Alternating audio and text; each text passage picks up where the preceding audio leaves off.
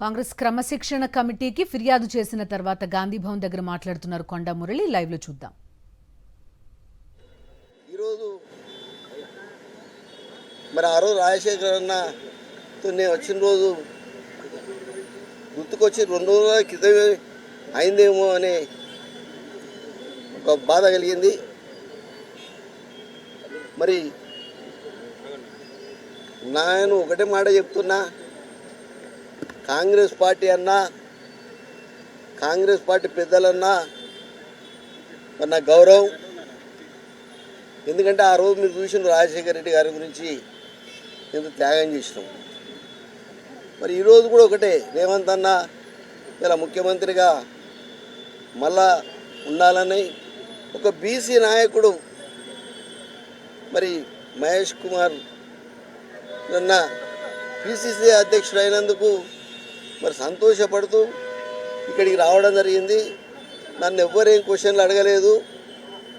మరి అందరూ కూడా నాకు దగ్గరే కాబట్టి నేను ఆ రోజు మరి రాహుల్ గాంధీ గారు మా దగ్గర పాదయాత్ర చేసిండు. రాహుల్ గాంధీ గారు అంటే నాకు గౌరవం కాబట్టి ఆ రోజు మరి నేను మాట్లాడడం జరిగింది. ఈరోజు కూడా సోనియా గాంధీ గారన్నా ఇక రాహుల్ గాంధీ గారిని ప్రధానమంత్రిగా చేయాలనే మరి ఆ తపన నా దగ్గర ఉంది. కాబట్టి మీరు ఎవ్వరు కూడా దీన్ని వేరే విధంగా అర్థం చేసుకోవద్దు. ఎప్పుడు కాంగ్రెస్ అంటే గౌరవం, దయచేసి దీన్ని వేరే విధంగా చిత్రీకరించవద్దని మరి కోరుకుంటున్నాను. రాహుల్ గాంధీని ప్రధాని చేయాలనుకునే కొండా మురళి సొంత పార్టీ ఎమ్మెల్యేల మీద, సొంత పార్టీ నాయకుల మీద బహిరంగంగా కామెంట్లు చేయడం వల్ల అది ఎంతవరకు మంచిదనుకుంటారు? మంచిదో చెడ్డదో అనేది నా అంతరాత్మకు తెలుస్తుంది, అంతే తప్ప దాన్ని బహిరంగంగా చెప్పాలి అనేది అంతరాత్మ మీకు సంబంధించిన విషయం. కానీ ఎదుటి వాళ్ళని కూడా హట్ చేయదు, వాళ్ళకు కూడా ఉంటుంది కదా అంతరాత్మ. అదేదో వివరణ వాళ్ళకి ఇవ్వడం జరిగింది. ఎవరికి ఇలా మల్లు రవణకు చెప్పడం జరిగింది. పొంగులేటిని టార్గెట్ చేస్తూ ఒక అంశాన్ని ప్రస్తావించారు. ఆయన అలా మామ రాజకీయాల్లో లేకుండా నేను చేశాను కాబట్టి ఇప్పుడు మమ్మల్ని ఏమో మరి అది మురళి అంత బలహీనుడా? పొంగులేటి ఫోర్స్ చేస్తే కొండా మురళి రాజకీయంగా ఇబ్బంది పడేంత బలహీనుడా? నేను బలం ఎంత ఉన్నా అనేది మీకు తెలుసు, ఇవాళ ప్రజలకు తెలుసు, భారతదేశంలో ఉన్న ప్రతి ఒక్కరికి తెలుసు. దయచేసి నన్ను రెచ్చగొట్టకండి. నేను మొదలే చెప్తున్నా, నేను బలహీనుని కాదు, సాగుకు భయపడా. ఇంకా 4 బుల్లెట్లు ఉన్నాయి నా దాంట్లో. నేను అందుకే కొంచెం నీడకు వస్తారా అని అడిగిన. లేదు మేము మా మీడియా ఆయన ఇన్ఛార్జ్ చెప్పడం జరిగింది, అక్కనే పెట్టినన్నా ఎండైనా మీరు రండి అని. మీరు బలహీనులు కాదు, మీరు రెచ్చగొడితే రెచ్చిపోరు. కానీ పొంగులేటి శ్రీనివాసరెడ్డిని నియోజకవర్గంలో ఉన్నటువంటి ఎమ్మెల్యేలు అందరినీ ప్రస్తావిస్తూ వీళ్ళంతా ఇవన్నీ విషయాలు చేశారని చెప్పారు కదా. అసలు నాకు ఆ విషయమే తెలియదు. మరి మీరే సృష్టిస్తానేమో కానీ నాకు ఆ విషయం కూడా తెలియదు. ఒకటే మాట చెప్తున్నా మీకు, కాంగ్రెస్ పార్టీని గౌరవిస్తా అని చెప్తున్నా. రేపు పొద్దుటి రేవంత్ అన్న మరి కాలకాలం సీఎం ఉండాలని కోరుకుంటున్నా. ఈడ బీసీ నాయకుడు మరి మహేష్ అన్న రేపు ఇంకా పదవులు రావాలని కోరుకుని గాంధీ భవన్కి రావడం జరిగింది.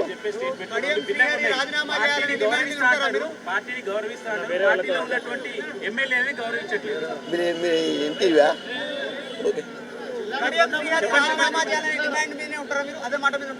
ఎవరు? నేను రాజీనామా చేసిన, వాళ్ళు చేసుకుంటే చేసుకోవాలి. నేను మాత్రం రాజీనామా చేసి యునానిమస్గా భారతదేశంలో ఎమ్మెల్సీ ఎవరు గెలవలే, నేను ఒక్కనే యునానిమస్గా గెలిచిన. ఏ పార్టీ కూడా నామినేషన్ కూడా కనీసం వేయలేదు. అయినా బయటకు వచ్చినప్పుడు నేను రాజీనామా చేసినప్పుడు ఆ రోజు మరి ఎవరైతే గౌడు మన టీఆర్ఎస్లో ఉండే ఆయన చెప్పిండు మా చైర్మన్ గారు, బీసీలల్లా నువ్వు ఒక మొగుని అన్నా అని. అర్థమైంది కదా. ఈ బీసీలను ఓరకపోతే ఎట్లా? మీరు కూడా మమ్మల్ని కావాలని రెచ్చగొట్టకుండా దయచేసి బీసీలను గౌరవించండి. బీసీ అది వాళ్ళకి ఎన్ని ఇబ్బందులు ఉన్నాయో నాకు తెలుసు. నేను మొన్న కూడా మాట్లాడినా, నేను అక్కడ వరంగల్లో మాట్లాడినా. మాకు తెలుసు అణగారిన వర్గాలు ఎలా ఉంటాయి. గత 45 ఏళ్ళ బట్టి నేను వాళ్ళ కోసమే పోరాడుతున్నా. నా పేరు కొండా మురళీధరరావు పటేల్ ఉంటే నేను కొండా మురళి అని పెట్టుకున్నా. నాకు మాఫీ మీకు ఒకటే చెప్తున్నా, ఫోటో కేసులు టాడా కేసులకే నేను భయపడలే. దేనికి మాఫీ చేసుకున్నందుకు కాదు. కాంగ్రెస్ అంటే నా ప్రభావం తగ్గితే ఇంతెందుకు, మీరంతెందుకు రావాలి? మీరే చెప్పండి దయచేసి.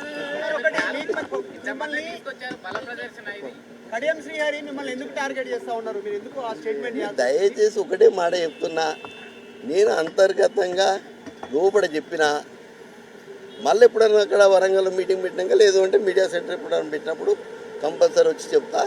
కాంగ్రెస్ పార్టీ అంటే నాకు గౌరవం ఉన్నది, మహేష్ అన్న అంటే గౌరవం ఉన్నది, రేవంత్ అన్న అంటే గౌరవం ఉన్నది. ఇప్పుడు కూడా రేవంత్ అన్నప్పుడు రేఖమ్మను నేను మరి ఆడ పాదయాత్ర చేస్తే పంపి రాజశేఖర అన్నతో కూల్చింది రేఖమ్మ. మేమంతా ఒకటే. మీరు ఎవరు కూడా దయచేసి దీంట్లో ఎలాంటి విభేదాలు లేవు, అర్థమైంది కదా? దాని ప్రకారం సంబంధించిన నాయకులు మీటింగ్ ఏర్పాటు చేస్తూ అధిష్టానం దృష్టికి తీసుకుపోయారు. మీ మీద చర్యలు తీసుకోవాలని మీరు చేసిన వ్యాఖ్యలపై దానిపైన మీరుండాలా వారు ఉండాలో తెలుసుకొని పార్టీకి చెప్పారు సార్. పార్టీ ఏది నిర్ణయం చేస్తుందో నాకు అవన్నీ తెలియదు. Okay, thank you.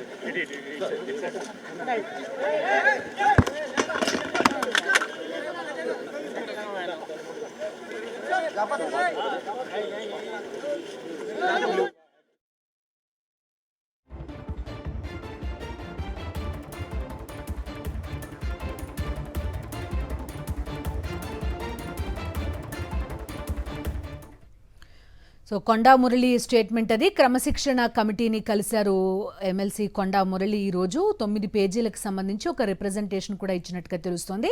గత కొంతకాలంగా వరంగల్ జిల్లాకి సంబంధించిన కాంగ్రెస్ నాయకులు వర్సెస్ కొండా మురళి అన్నట్టుగా పరిస్థితి సాగింది. వరంగల్ జిల్లాకు సంబంధించిన ఎమ్మెల్యేలంతా కలిసి కాంగ్రెస్ అధిష్టానానికి ఫిర్యాదు కూడా చేశారు. ఈ నేపథ్యంలోనే క్రమశిక్షణ కమిటీ ముందు ఈ వ్యవహారం అంతా ఉంది. ఈ నేపథ్యంలో ఈరోజు కొండా మురళి క్రమశిక్షణ కమిటీ ముందు అటెండ్ అయ్యారు. అయితే ఆయన చెప్పడం కూడా మనం వింటున్నాం, తననెవరూ గాంధీ భవన్కి రావాలి, అటెండ్ కావాలి అని చెప్పలేదు, తనకు తానుగానే ఇక్కడికి వచ్చినట్టుగా చెప్తున్నారు కొండా మురళి. ఆయన ఒక లేఖ కూడా ఇచ్చినట్టుగా తెలుస్తోంది. అటు మహేష్ కుమార్ గౌడ్, ఇటు సీఎం రేవంత్ రెడ్డి వీరిపై గౌరవం ఉంది, వాటితో కలిసి పనిచేస్తాం అని చెప్తూనే కాంగ్రెస్ అధిష్టానం పైన తనకి గౌరవం ఉంది అనేది ఖచ్చితంగా చెప్తున్న పరిస్థితి. జిల్లా రాజకీయాలు వేటిని కూడా ఆయన ఇప్పటిదాకా మాట్లాడిన మీడియా మీట్లో ప్రస్తావించలేదు. వేరే సందర్భంలో మాట్లాడతాను అని ఆయన చెప్పడం కూడా ప్రధానంగా మనకి కనిపిస్తోంది. గత కొంతకాలంగా వరంగల్ జిల్లాకి సంబంధించి కాంగ్రెస్ ఎమ్మెల్యేల మధ్య, దాంతోపాటుగా కొండా వర్గం మధ్య తీవ్ర విభేదాలు కలిగిస్తున్న పరిస్థితి. ఎవరైతే కాంగ్రెస్ అభ్యర్థి, స్టేషన్ ఘన్పూర్ కాంగ్రెస్ అభ్యర్థిగా ఉన్న ఇందిరను ఇబ్బంది పెడుతున్నారు అనేది కొండా మురళి ఆరోపణగా కనిపిస్తోంది. ఎన్నికల టైంలో తాను ఎవరికైతే సపోర్ట్ చేసి వాళ్ళ ఎన్నికకి సహకరించానో వాళ్ళందరూ తనకి వ్యతిరేక వర్గంగా మారిపోయారు అనేది కొండా మురళి ప్రధాన ఆరోపణగా కనిపిస్తోంది. సో కాంగ్రెస్ అధిష్టానం ఏం చేస్తుంది, క్రమశిక్షణ కమిటీ ఏం చేస్తుంది అనేది చూడాల్సి ఉంది.